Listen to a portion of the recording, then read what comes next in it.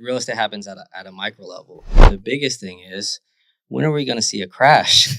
A rule of thumb that's always worked for our family was that it wasn't any more than 30% of our gross income.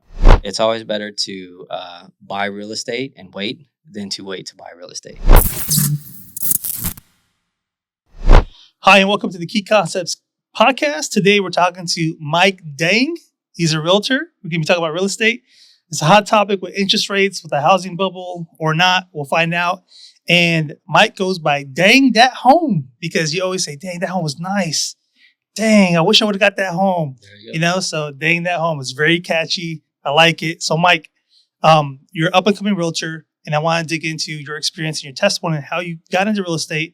The first thing I want to ask you is, what really inspired you to get into real estate? My family, we came from Vietnam, came over here to the States. So we lived in an apartment complex. And then when we were ready to buy a home, we would go look at, homes and new homes. And it always stuck with me, like that feeling. Like it was a really great feeling just to transition from apartment to get a home. And then so that memory always stuck with me. And then during the crash, like fast forward 2008, the crash happened, and everybody was like buying these homes for such a low price, and I was still in college at the time, and I was not taking college seriously. So that memory always stuck with me also because it was an opportunity that was lost. So now with the whole COVID thing, I think situations are really different with working from home and the amount of money that the government printed to keep the economy going. And so it's a lot different purchasing a home. All the prices are inflated. Everybody's waiting for a crash, but also it's real estate happens at a micro level. So I think it's going to be important to keep up with information and trends and just strategically plan how you're going to leverage real estate for your family or for the rest of your life, for yourself. It sounds like it was something that you always saw, something that you kind of always wanted to do. Is more like the passion was there. It's definitely an opportunity for a side hustle. There's some revenue there, but it's also something that could, kind of sounds like it could give you financial freedom if it's done successfully. So let's really quickly shout out your social media handles. So how do people find you if they want to find out more, and how would they follow you? Yeah, so my Instagram is DangThatHome with the underscores for the spaces. You can also contact me I'm on LinkedIn, Facebook. My cell is 916-806-9892. Or if you want to contact me via email, my email is mikedang.realtor@gmail.com. I'm going to post everything in the description below. So if you guys want to reach out to Mike Dang or DangThatHome, you guys will be able to click in the description and follow him from there. So appreciate the plug. I want to know, so tell me, how'd you get started? Did you need certs? Did you need licensing classes? Like, what goes into it? Yeah, so let's see. I tried a bunch of different ways in the beginning. So I took classes in the beginning. I also bought books. And then eventually I just reached out to my friends that did real estate, and they recommended this platform called Prep Agent. And so it's kind of like an online learning platform specifically for real estate. You go on there, it breaks down the different areas in real estate that you have to learn to pass your exam. And then it also has practice exams. So the most value for me came from the practice exams. It did not only tell you that you got it wrong, it told you why you got it wrong and what the right answer was, like the logic behind it. And so that was super valuable. And me utilizing that platform, it took me pretty quick to get comfortable with taking the exam. I passed it my first time, and it took me about, I want to say, 2 months to prep. So you said you got to take some prep work and take an exam, but where is that exam at? Who offers that exam, and how do you register for it?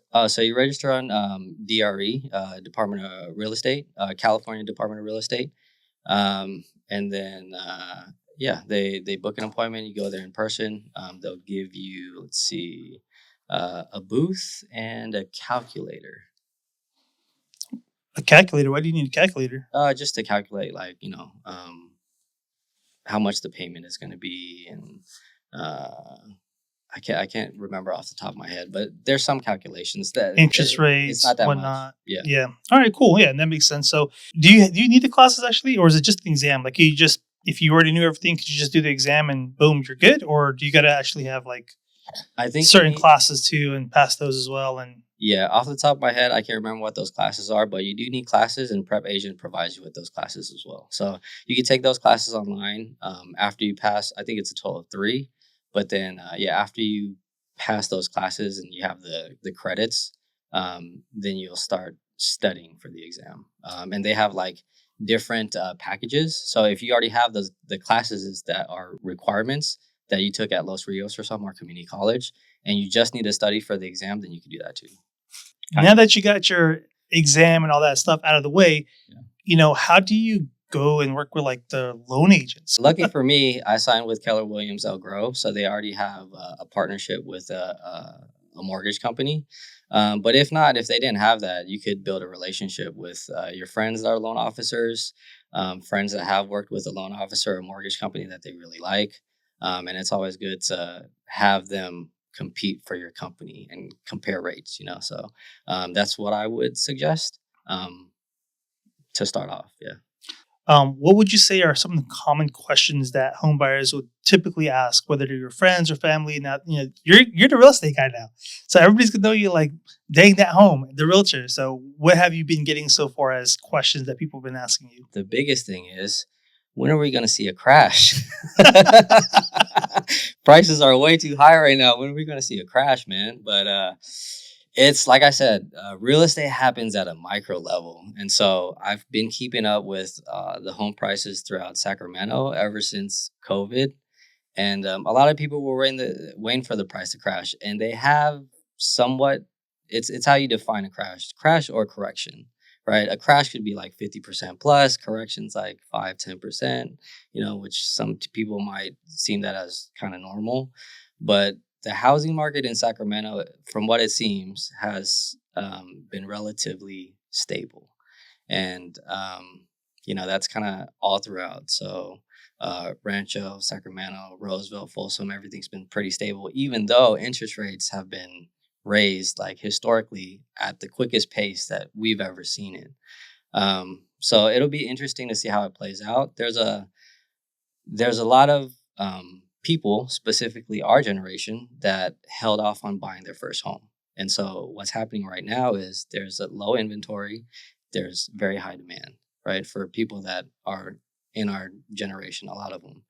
But there's also people with their existing homeowners, and they have a lot of equity right now. So you got a couple of options. You could sell your current home. You could upgrade to a bigger one if you need it. Some people, they leverage their existing equity and they could purchase another property and rent out the first one.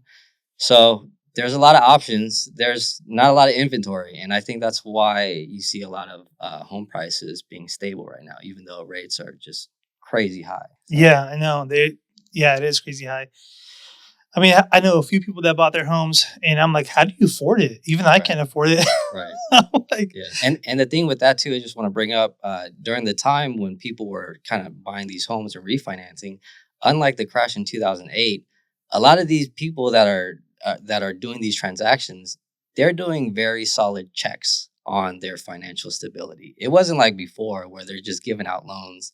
It's the most like secure, financially stable parties that are getting approved. So if people are expecting like a huge crash like 2008, it's I don't know if that's like a realistic. realistic probability. Plus, I know that the government bought a lot of mortgage-backed securities, so Mm. they took on a lot of the risk. Um, so yeah, I don't know, man. It'll be interesting to see how it plays out in SAC. Um, another thing that I think is keeping the prices steady with this telework thing. A lot of Bay Area people or a lot of Bay Area companies allow telework, and so with that, if you already had a home in the Bay, you have so much equity. So you could either sell it, buy a home in this area, or leverage it and buy a home in this area. But a lot of people are migrating from that area over to SAC, and that's a real thing. What do you think caused the low inventory to happen? I mean, typically builders are always building. So I remember looking at one of these charts, and it was showing the amount of new home builds ever since the crash. And so it pretty much slowed up because people didn't want to take that risk, and there was really no point because there was so much inventory at the time. And so new builders, ever since that 2008 crash and forward, they kind of halted building new homes. And so the development of new homes slowed down. Um, like I brought up before, our generation, millennials, they put off on buying their first home. So now there's low demand. It takes a long time to build a home. It's not quick. So they're slowly building it up right now. So yeah, there's low inventory and high demand right now because they kind of not pause but slow down home developments by a lot. And I think you could, if Google that information, you could pull up the charts. What would you recommend for a first time home buyer? So it really depends on what fits with your budget. Like you have to take a look at how's your career looking like right now. Are you do you have dual income? Do you have kids? What are your expenses like? And then look for areas that you see yourself staying at if it's long term, and if you plan to raise kids and have them go to elementary school, like myself, for example, and my wife. We're trying to target an area that has a better school system. So that's why we chose the current area that we're at. So it all depends on the customers, the client's requirements. And if you are unfamiliar with kind of running the numbers, then you can reach out to a real estate agent like myself. Reach out to a loan officer, and they will help you run the numbers. They'll break it down to you how much closing costs will be. Uh, Usually how much property tax will be, pretty much what your expenses for your mortgage will be. And I think a rule of thumb that's always worked for our family was that it wasn't any more than 30% of our gross income. So that's always worked for us. So it just depends on what lifestyle you want to have with the home, because people do buy homes and they're home poor, and some people are okay with that. Some people aren't. So at the end of the day, it depends on the client's requirements, how you want to live your life. But yeah. For the people that can't really buy or are looking at buying, hmm would you recommend them to buy in this market where you have like 7% interest rates, or would you recommend them to rent and wait? Yeah. So there's going to be pros and cons always, right? Given the scenario. So right now, interest rates are definitely on the high side. But as the data shows, we compared to last year when the Fed started raising the rates, we have a lower supply. So there's still high demand, and prices are still selling for close to what they were last year. So if you purchase right now, if you are comfortable with the payments, then, and this is a saying, it's always better to buy real estate and wait than to wait to buy real estate, because it operates just like the stock market. It'll go down, it'll go up, but eventually inflation, long term, it always goes up, right? So I would say if you buy it right now, one of the advantages would be you're not going to have to compete with a lot of other buyers when the interest rates go down. Because what we've seen still a solid amount of demand. And like I said, there's existing homeowners with a bunch of equity right now. And so when rates goes down, then that's another area that you might have to compete with. Um, so that would be one of the advantages of purchasing now. And then the money would be going towards paying off your the principal of your loan. And then when rates goes down, you could refinance. But yeah, if you keep that long term mentality, just understand that it's always going to go up. So, what do you think about down payments and stuff? Things are kind of different from where they were before. So, for example, let's say pre-COVID, right? Let's say you were to put use a FHA loan. You put like 3.5% down. So you are paying PMI, even though I would talk to a lending consultant how much the PMI actually is, because it might be lower than what you thought it would be because they could restructure your loan. Yeah, there's also a thing called value add. So let's say you didn't put 20% down, but you use all that money to upgrade your house. So you're adding value to the house. So it's going to be higher than what you purchased it for. And so afterwards, when the time is right, if interest rates are where you want them to be, your house is priced at where you want it to be. You could do a refinance. Hopefully the ratio is 80-20, but you could also pull your money back out of it and use that for whatever plans that you want in the future. So that could be an option too. Awesome. So now that we have like a general understanding of real estate, how do you market yourself and to put yourself out there so that people say, let me call DangThatHome for advice or to be my realtor? Yeah, so right now, definitely trying to market myself on social media, but I'm trying to provide data, and I'm trying to provide economic news. So on my page right now, I just released some numbers from the inventory, as well as the average home sold price, June of last year compared to June of this year. So just to give you like an idea of where the market's at. Plus, at the same time, I do keep up with um, the Federal Reserve, kind of what Jerome Powell's been doing. So I kind of expressed that on my account too. So they, at the beginning of this whole quantitative tightening cycle, when they were trying to ease inflation, they started to raise the federal funds rate, and so they want to keep their target inflation rate of or get to their target rate of inflation rate of 2% before they decrease the federal funds rate, which impacts the mortgage rate. So when that happens, that you're going to see a shift because everybody's going to be wanting to invest more because there's going to be more liquidity in the market and there's going to be a bigger demand for homes compared to before. So just things like that. I want to be able to provide valuable news and content to the people that follow me, and especially for the ones that want to leverage real estate to obtain financial freedom long term and create generational wealth, not only for themselves, but their family, their kids. If you purchase your first home, I want you to think about, okay, there's going to be one point when the rent is going to be higher than your mortgage, or how can I get the rent higher than my mortgage if I need a refinance? When that happens, boom, okay, I could buy another home, I could buy a duplex, whatever it is, right? But just keep building off of that, and then eventually, when you retire, if you do it early enough, when you retire, you're gonna have a couple properties paid off, and it's all gonna cash flow. And that's kind of what the business model I want to focus on for my clients. Is there anything else that would make someone choose you versus a different realtor? I want to build as many relationships as I can, involving, for example, like contractors. If you ever need contracting work to provide value for your home, I want to build relationships with loan officers who offer the best rates. So just having a well-connected network so that the price that we bid on a home and then the moves that we make after you purchase your home provides a lot of value to you. So now I want to ask, during the buying and selling process, what are some of the common things that people don't know or should at least look into? As a real estate agent, you really have to look in the data.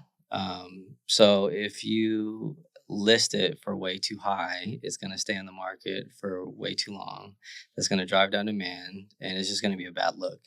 Versus if you price it more reasonably, like the market will dictate itself. Like you'll have more interested buyers reach out to you, and then they could go back on offers. So as a listing agent, I would say, but then also you gotta just play with the MLS data or look up the MLS data. What's the average in your area? Is this a new home build? What's the square footage, bedrooms? What are the different upgrades compared to a similar home by Lennar that is 4 bedroom, 2 bath? So just making sure you do a good job at your comparables. And then for the home purchasing process, I would say do a thorough inspection because there are times when people might post like a kitchen area with a rug or something, but they're hiding like a specific um, defective area or something like that. So you want to do your inspection thoroughly and make sure that you have the right inspector give you feedback. Is there anything in the industry that we haven't brought up that you want to bring up? I would just say it sounds like in terms of rates, we're about to peak this year. from what it sounds like. So I would just keep an eye on that. And then if you're looking to purchase a home as a first-time homeowner, or if you're an existing, I would love to work with you. I just don't want to like sell you a home just cause, but I like to learn like what your long-term goals are, your requirements, like if you have kids, how many years you plan to stay, like, what you don't like, your must-haves. So I really want to get to know you and your needs to help you find the right home for you at this time. So that's it. Yeah.